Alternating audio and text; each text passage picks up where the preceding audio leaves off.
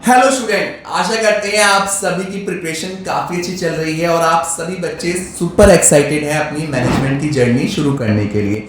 हाल ही में cat exam हुआ और अभी कैट की रिस्पॉन्स शीट आ चुकी है और कुछ ही दिनों में कैट का रिजल्ट भी आने वाला है, जिसके बाद बहुत सारे बच्चों की किस्मत क्लियर होने वाली है। किसी को आईएम्स मिलेगा, किसी को टियर 1 कैंपस मिलने वाले हैं, किसी को शायद से टियर 2 कैंपस ही मिले। तो ऐसे में बच्चों के मन में बहुत सारे सवाल हैं कि मेरा आगे का प्लान हम कैसे बनाएं, कैसे हम आगे की जर्नी शुरू करें, कैसे अपने कॉलेज के सपने को पूरा कर पाएं और कैसे बेहतरीन प्लेसमेंट ले पाएं। आज की वीडियो में हमारे साथ है मिस अनुभूति। मिस अनुभूति ने अपना मैनेजमेंट कंप्लीट किया है सिम्बायोसिस पुणे से और स्नैप में टॉपर रही थी अनुभूति अपने टाइम पे, काफी अच्छी परसेंटाइल थी इनकी स्नैप की और साथ ही विप्रो में एज एन एचआर इन्होंने काम किया है और अभी सक्सेसफुली अपना बिजनेस रन कर रही हैं। तो मिस अनुभूति आज की चर्चा में हमारे साथ हैं, जो आपको कई सारे पॉइंट क्लियर करने वाली हैं 2025 के लिए। तो वीडियो के अंत तक आप जरूर बने रहिए ताकि आपकी ये जर्नी काफी क्लियर हो पाए आज की चर्चा के बाद। बिना देरी के शुरू करते हैं आज की चर्चा और देते हैं आपके सवालों के जवाब। और मिस अनुभूति आज बहुत इंपॉर्टेंट टॉपिक पे चर्चा करने वाली हैं क्योंकि कैट की आंसर की आने वाली है।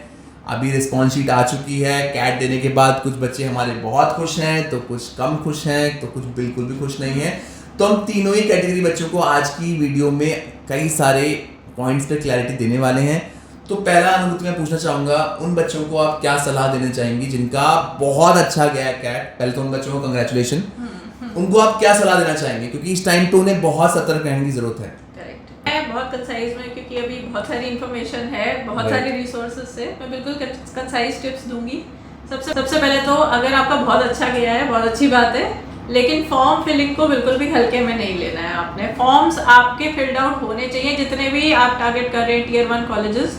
तो इनमें भी 3 पॉइंट्स हो जाते हैं। एक तो आईआईएम्स जो ऑलरेडी कैट के थ्रू फिल हो चुका है।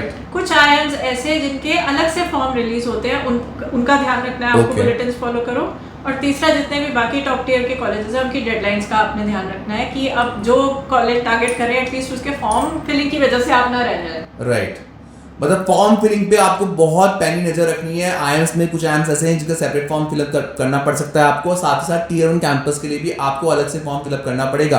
तो ऐसा ना रह जाए सिर्फ रिजल्ट की खुशी में आप फॉर्म भरना ही भूल जाएं और आपका रिजल्ट किसी काम का ना रहे। Okay ma'am, okay. दूसरा रहता है कि अभी जीडीपीआई का भी प्रोसेस आगे आएगा, तो वो अब आपका डिफाइनिंग हो जाएगा, बिकॉज सिर्फ आपके कैट अटेम्प्ट पे नहीं डिपेंड करता है। सारे कॉलेजेस वेटेज देते हैं डिफरेंट एस्पेक्ट्स को। उसमें अब आपकी प्रोफाइल जो कि हो चुकी है, अब आपका कैट अटेम्प्ट भी हो चुका है, अब आता है जीडीपीआई का काम। तो वहाँ पर आप compete कर रहे हैं टॉप के साथ, क्योंकि आप अकेले अच्छे बैकग्राउंड वाले रिजल्ट वाले नहीं हैं, सारे लोग टॉप के वहाँ पे होने वाले हैं। तो करंट अफेयर्स की तैयारी, न्यूज़ के ऊपर जो है ध्यान देना, वोकैबुलरी और कम्युनिकेशन पर ध्यान देना, प्रोफाइल पर ध्यान देना। और इसमें एक बहुत इंपॉर्टेंट टिप है, अगर आप रिज्यूमे बनाते हैं सबसे पहले तो आप पढ़िए जिस भी कॉलेज के लिए अप्लाई करें कि वो किस तरह से, क्या सिस्टम है उनका वेटेज देने का। राइट।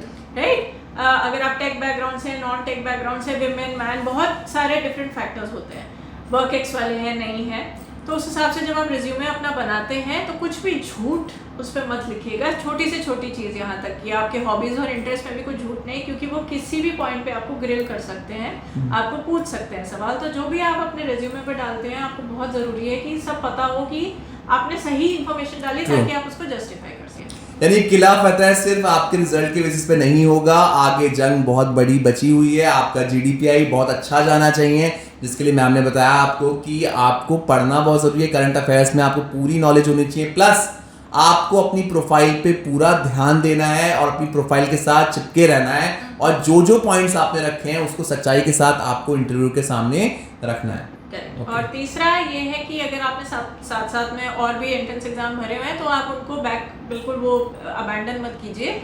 कुछ भी हो सकता है, अगर बाय चांस आपका रिजल्ट उस हिसाब से नहीं आए तो बैकअप ऑप्शंस आपके रहने चाहिए। स्पेशली अगर आप टॉप टियर है तो जैट, स्नैप, एनमैट जो कि आपके मेजर ब्रांड वाले कॉलेजेस हैं, उनको भी आप अपने, और आपकी प्रिपरेशन तो हो ही रखी है, बट आप छोटा मोटा आप उसको भी साइड बाय साइड रख सकते हैं। तो कैट के भरोसे मतलब आपका अच्छा परसेंटाइल है, बहुत अच्छी बात है। बट अभी उसके बाद आपको इंटरव्यू भी देना है, तो मैम का पॉइंट बिल्कुल सही है कि बाकी एंट्रेंसेस पे भी आपको ध्यान देना चाहिए, बिकॉज आपने कैट अच्छा दिया तो बाकी एंट्रेंस भी आपके अच्छे होंगे, और कई एंट्रेंस के बेसिस पे आपको स्कॉलरशिप कई चीजें आगे मिल जाती है, तो आपको पता नहीं है कि कौन सा एंट्रेंस आपको एंड में आपके ड्रीम कॉलेज तक पहुंचा पाए। ऑप्शंस खुले रहने राइट, ऑप्शंस खुले रहने चाहिए। तो हम ये तो था जो बच्चे बहुत खुश हैं कि कैट बहुत धमाकेदार गया है। अब उन बच्चों के लिए क्या कहेंगे जिनका कैट सो गया है, एवरेज गया है? एवरेज वाले मैं मानती हूँ कि वो लोग हैं जो एक्सपेक्ट कर रहे थे कि हम बहुत अच्छा करेंगे, बट समहाउ उनकी उतनी उम्मीद पे वो लोग नहीं कर पाए। राइट, खराब नहीं बोलूंगी मैं, एवरेज उनको बोलूंगी। तो कुछ तो कई बार ऐसा होता है कि दिन खराब होता है, या फिर स्लॉट खराब आ गया, या फिर कुछ ऐसा पर्सनल रीजंस हो गए, तो वो ठीक है, कोई बात नहीं, ऐसा नहीं है, जरूरी नहीं है कि वो जिंदगी खत्म हो गई है, और भी एंट्रेंस है, आप दे सकते हो ना। बिल्कुल बिल्कुल। तो ऐसे लोगों को मुझे लगता है कि ड्रॉप करने की तरफ नहीं सोचना, क्योंकि बच्चे जो है जब एक्सपेक्ट कर रहे होते हैं तो वो सोचने लग जाते हैं चलो ड्रॉप कर देते हैं। राइट, ये अलग टॉपिक है, इस पे तो अलग डिस्कशन है हमारा। करेक्ट। तो ड्रॉप मैं उनको बिल्कुल सजेस्ट नहीं करूंगी। आप आगे जो एग्जाम्स आ रहे हैं, जैट, स्नैप, एनमैट, आप उनके ऊपर फोकस कीजिए, वो भी बहुत अच्छे कॉलेजेस हैं। कैट का हो सकता है आप बिल्कुल वो नहीं है कि हार्ड एंड फास्ट कि आपका खराब है तो नहीं, 80s में भी आ जाए तो आपको अच्छे परसेंटाइल वाले कॉलेज मिल सकते हैं, बट आप अपने ऑप्शंस खुलने पे ड्रॉप करने का मत सोचिए, मैं तो ये बोलूंगी अभी, क्योंकि वो वन ऑफ इंसिडेंट है, कई बार हो जाता है, हम सबका दिन खराब जाता है, कई बार ही कुछ ना कुछ रीजन से हो जाता है।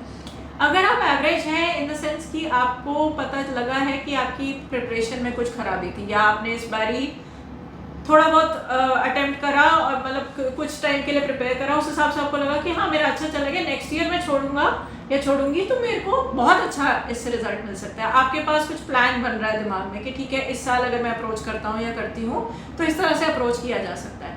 उस केस में मैं बोलूँगी कि अगर आप नेक्स्ट ईयर बिल्कुल आपके पास एक सॉलिड प्लान है कि कैसे अप्रोच करना है, कैसे अटेम्प्ट करना है, आपको कॉन्फिडेंस है, तो आप ड्रॉप कर सकते हैं, हालांकि वो लास्ट ऑप्शन होना चाहिए मेरे। और ड्रॉप करने के लिए एक और पॉइंट था जो आप बता रहे थे कि ड्रॉप अगर करने का प्लान कर रहे हैं तो आप जॉब आपको करना जरूरी है, बिकॉज एक्सपीरियंस होना भी जरूरी है। आप कैट आईएएस के बराबर पेपर नहीं है जिसके लिए आप घर बैठ के प्रिपरेशन करेंगे तभी आपको अच्छे ड्रीम कॉलेज मिलेंगे, ये माना जाता है। तो कैट के लिए जितना एक्सपीरियंस के बाद आप जाएंगे, कई बार बच्चे ड्रॉप मार देते हैं बट कुछ कर नहीं रहे होते हैं, घर में से प्रिपरेशन में लगे होते हैं, तो वो अपना गैप या जस्टिफाई नहीं कर पाते हैं इंटरव्यूअर के सामने, फिर बाद में दिक्कत आती है टियर 1 कैंपस लेने में, तो ये भी प्रॉब्लम। कम से कम अगर जॉब नहीं तो कुछ सर्टिफिकेशन, कुछ आप मतलब बिल्कुल आप घर बैठने वाला हिसाब नहीं होना चाहिए कि सिर्फ आप तैयारी कर रहे थे, आपको कुछ ना कुछ साथ साथ अपनी जो है टेक्निकल नॉलेज या स्किल बिल्डिंग पर भी साथ साथ काम करना, वो तो बिल्कुल डेफिनेटली एक है ही।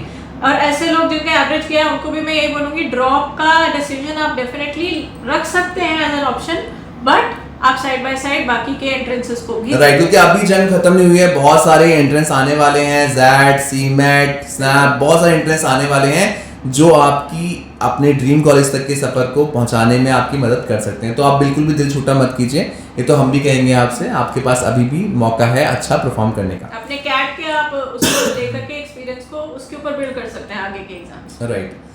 अब मैम उन बच्चों का क्या जिनका बिल्कुल भी अच्छा नहीं गया, क्योंकि ये बच्चे भी हैं और काफी परेशान भी हैं। देखो बिल्कुल भी अच्छा नहीं गया वाला तो मैं एवरेज कैटेगरी में डेफिनेटली, वो ऐसा नहीं है कि वो सोच रहा है कि मैं ज्यादा मेहनत करता तो अच्छा हो जाता, उसको समझ में आ गया है रियलिटी चेक है, रियलिटी चेक की कई बार ठीक है, हम लोग एवरेज स्टूडेंट होते हैं, हमने थोड़ा बहुत मेहनत की, इतना हो गया, चलो ठीक है हम इतने में ही सेटिस्फाइड है, तो मैं उनको ड्रॉप करने का बिल्कुल भी ऑप्शन नहीं दूंगी अनलेस एंड अनटिल आप एवरेज कैटेगरी में जहाँ आपके पास एक बहुत सॉलिड प्लान है और आपको कंफर्म और आपकी ओवरऑल प्रोफाइल भी अच्छी है। करेक्ट। कई बच्चे ऐसे भी हैं जो ड्रॉप करने सोचते थे बट प्रोफाइल बहुत वीक होती है, उनको पता नहीं होता कि ड्रॉप करने का कोई फायदा नहीं होने वाला। तो ये ओवरऑल आपको असेसमेंट पूरी होनी चाहिए कि आप कहाँ, आप कितने पानी में हैं। अगर आप आपका अटेम्प्ट इतना अच्छा नहीं गया है तो आप डेफिनेटली इस टाइम को अगेन जीडीपीआई के लिए कीजिए और ऐसे कॉलेजेस को टारगेट कीजिए जहां पर आपको डिसेंट प्लेसमेंट, डिसेंट आरओआई मिले। राइट, क्योंकि आई फील कि एमबीए में सिर्फ कॉलेजेस में घुसने की मारामारी होती है। एक बार आप कॉलेज के अंदर चले जाते हैं, उसके बाद में आपकी परफॉर्मेंस के बेसिस पे कई बार टियर बी, टियर सी से भी बच्चे जो है अच्छे प्लेसमेंट निकाल रहे हैं। हाँ, रिसेंट में ऐसी कई न्यूज़ आई है कि टियर 3 कैंपस के बच्चों ने बहुत अच्छा पैकेज लिया है। बिल्कुल बिल्कुल। और आप अपने कंपनीज में जाने के बाद भी बहुत ग्रो करते हैं अपनी प्रोफाइल्स के अंदर, राइट। सो मैं ये बोलूँगी कि ये टाइम अभी आप टाइम वेस्ट करने का नहीं है कि अब आप 1 साल 2 साल अफोर्ड करें ड्रॉप करना। तो डेफिनेटली अब आपको शुरू कर देना चाहिए टियर बी और टियर सी के साथ, और उनकी भी फॉर्म फिलिंग स्टार्ट हो जाती है। राइट। तो आप अपना वो मतलब बुलेटिन्स वगैरह पढ़ करके डेडलाइंस वगैरह को बिल्कुल ट्रैक करें। और एक्स्ट्रा जो आपके अगर आप मतलब स्नैप एनमैट वगैरह आपको लगता है कि थोड़ा डिफिकल्ट है आपके हिसाब से, तो सी मैट ये थोड़े आसान एग्जाम रहते हैं कंपेयर टू कंपैरेटिवली, राइट। हाँ, सो ये आपको टारगेट कर सकते हो या आपको और इनके बेसिस पे आपको स्कॉलरशिप भी मिल सकती है और आपको कॉलेज भी मिल सकता है। बिल्कुल कुछ कॉलेजेस के अपने भी रहते हैं छोटे एंट्रेंसेस। राइट। अंतिम क्वेश्चन मेरा जो आपके लिए रहेगा अनुभूति, वो ये रहने वाला है कि बहुत सारे पॉडकास्ट, बहुत सारी वीडियोस ऐसे आ रही हैं जहाँ पे लोग बोल रहे हैं कि एमबीए करना वर्थ नहीं रहेगा। तो इसमें आपका टेक क्या है कि 2025 में हमारे स्टूडेंट्स को एमबीए करना चाहिए या नहीं करना चाहिए? एजुकेशन वर्थ नहीं रहेगी तो मैं मानती ही नहीं हूँ, सबसे पहली बात ये है। और इंडिया एक ग्रोइंग इकोनॉमी है इस समय, तो इतनी अपॉर्चुनिटी है कि ऐसा हो ही नहीं सकता कि पोस्ट ग्रेजुएशन की अगर आप डिग्री ले रहे हो वो भी एमबीए जैसी, कि वो वर्थ इट नहीं रहेगी। तो डेफिनेटली अपॉर्चुनिटीज़ है, डिपेंड करता है आप अपने एमबीए से कितना वर्थ एक्सट्रैक्ट करते हो। और अपॉर्चुनिटी सिर्फ है नहीं जो प्लेटर पे मिली, आप क्रिएट भी करो। आज की डेट में जो स्टार्टअप का वेव आ रखा है, बैंगलोर सारा स्टार्टअप से ही भरा हुआ है। ट्रू। तो आप अपने लिए अपने मतलब खुद की बिजनेस क्रिएट कर सकते हैं। एमबीए आपको वो अपॉर्चुनिटी देता है जहाँ आपको किसी और की तरफ देखने की ज़रूरत नहीं है। तो डेफिनेटली एमबीए में वर्थ तो है, डिपेंड करता है कि आप उससे वर्थ एक्सट्रैक्ट करते हैं कि नहीं। जो लोग नहीं करते हैं वो फिर आकर के पॉडकास्ट में बोलते हैं कि वर्थ नहीं है, पर मैं तो ये नहीं मानती हूँ बिल्कुल भी। ट्रू, और मैं तो बिल्कुल नहीं मानता हूँ, क्योंकि मैं अपने बच्चों को हर वीडियो में बताता भी हूँ कि एमबीए के बाद बिल्कुल भी आप ये मत सोचिए कि हाँ, ऐसा भी नहीं है कि बहुत जॉब्स के ऑप्शन आपको सिर्फ एमबीए की डिग्री के बेस पे मिलेंगे। यहाँ पे सबसे इंपॉर्टेंट रहेगा आपका स्किल सेट। आप कैसे ये 2 साल निकालते हैं, कितनी मेहनत करते हैं, कितनी अच्छी तरीके से अपने आप को प्रिपेयर करते हैं। जॉब्स की किसी भी इंसान के लिए कमी नहीं है अगर उसके पास स्किल सेट है। तो skill set plays a very important role. पैसे की इन्वेस्टमेंट की तरफ मत देखें, आप उसको एजुकेशनल इन्वेस्टमेंट की तरफ देखें, तो डेफिनेटली बात है। तो आज की वीडियो में हमारे साथ थी मिस अनुभूति, और उन्होंने कोशिश की हमें बहुत अच्छे से जवाब देने की सारे क्वेश्चंस पे। और कैट के बाद मुझे पता है बहुत सारे बच्चे हैं जो टेंशन में भी आएंगे, कई सारे बच्चे खुश भी होंगे। हम आशा करते हैं आज की वीडियो के माध्यम से, आज के इस चर्चा के माध्यम से आपके कई सारे पॉइंट क्लियर रहे हैं। फिर भी अगर कोई पॉइंट ऐसा है जो क्लियर नहीं हो पाया है अभी तक, उसके लिए आप स्क्रीन पे दिए गए नंबर से हमारी टीम से कांटेक्ट कर सकते हैं, ताकि हम आप तक अधिक से अधिक जानकारी पहुंचा पाएं। आशा करते हैं 2025 आपके लिए काफ़ी धमाकेदार रहेगा और आने वाले सालों में आप बहुत अच्छे मुकाम तक पहुंच पाएंगे। Thank you so much for watching us. Best of luck.